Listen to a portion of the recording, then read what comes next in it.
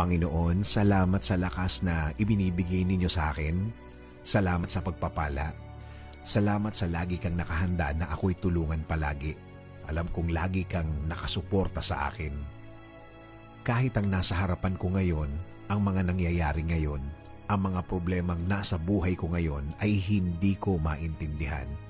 Kahit na ang tingin ko sa sitwasyon ko ngayon ay napakagulo.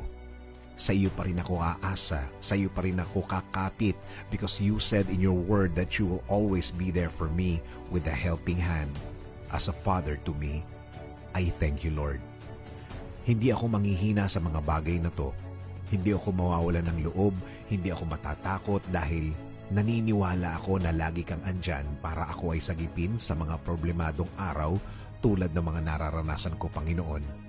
Alam ko, Lord, things will never be the same na ang lahat ng ito'y magbabago, na ang lahat ng ito'y mabibigyan mo ng sagot, na ang lahat ng ito'y nasa harap ko lang na ikaw ay nagbibigay ng iyong blessings behind the scene.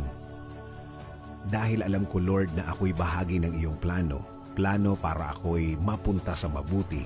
Plano para mas mapaganda ang kinalalagyan ko. Plano para hindi ako masaktan.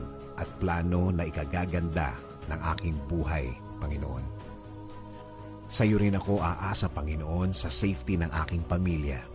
Tuloy niyo po ang pagbibigay ng proteksyon at pagmamahal sa aking pamilya. Tuloy niyo po ang pagbibless sa kanila.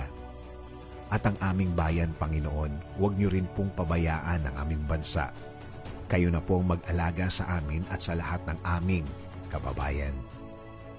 Patuloy kaming kakapit sa inyong pangako, Panginoon, na ibibless niyo po kami at ang aming bayan.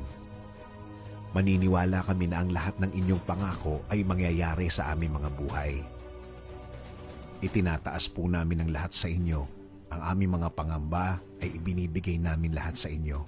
Panginoon, palitan niyo po ito ng kapayapaan at maraming pagpapala sa aming mga buhay. Kaya Panginoon, salamat sa pagmamahal mo, salamat sa pagpo-provide mo sa amin, at salamat sa tuloy-tuloy mong pagiging ama sa amin. This is our prayer in Jesus' name. Amen.